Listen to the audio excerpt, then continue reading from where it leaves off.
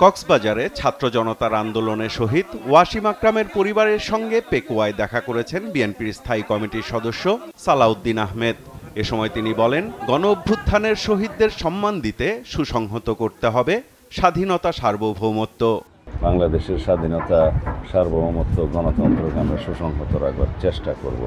এটাই হবে আমাদের শহীদের রক্তের প্রতি সম্মান প্রদর্শন করার একমাত্র রাস্তা।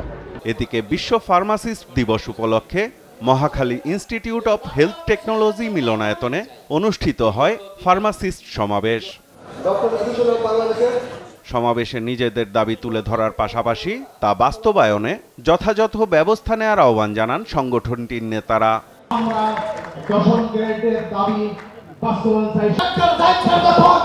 গুরুত্বপূর্ণ মন্ত্রী হবেন আমার প্রিয় নেতা এনডিএর প্রধান উপদেষ্টা অধ্যাপক ডাক্তার ফরমান যখন গুরুত্বপূর্ণ জায়গায় বসবেন, তারা নিশ্চয় এই জাতির নেতৃত্বে পাওনাগুলো আছেন, ইনশাআল্লাহ আমাদেরকে তারা উপহার দিবেন।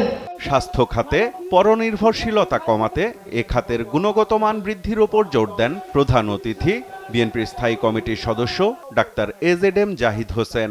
মেডিকেল অফিসার হিসেবে জন্ম, মেডিকেল অফিসার হিসেবে retirement, that was the day for the physician. এরকম ছিল।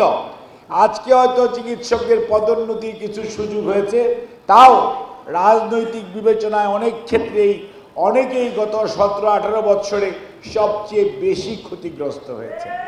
কাজেই এখানে আমরা যদি হেলথকে পরনির্ভরশীল না রাখতে চাই, যদি আমাদের দেশ থেকে রুগীর বাইরে যাওয়া বন্ধ করতে চাই, তাহলে আমাদের সরকারি এবং বেসরকারি উভয় সেক্টরেই আমাদের গুণগত মান আরও উন্নত করতে হবে। স্বাস্থ্য খাত সহ পুরো প্রশাসনকে ঘাপটি মেরে থাকা আওয়ামী লীগের দোষরমুক্ত করার দাবিও জানান তিনি।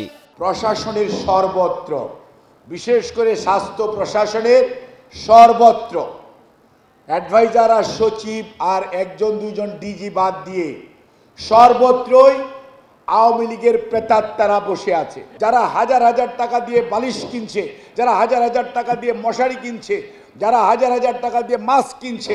প্রত্যেকটা লোক যার যার চেয়ারে বসে আছে।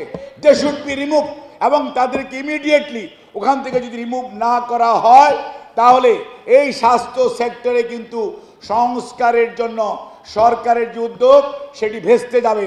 জনগণের আকাঙ্ক্ষা বাস্তবায়ন অন্তর্বর্তী সরকারের দায়িত্ব বলেও মন্তব্য করেন ডাক্তার এজেডএম জাহিদ হোসেন।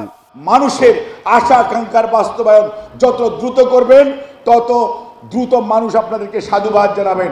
যত দেরিতে করবেন, মানুষ কিন্তু আবারও আপনাদের বিরুদ্ধে ফুঁসে উঠতে পারে। সাইফুল রিপন, দেশ টিভি, ঢাকা।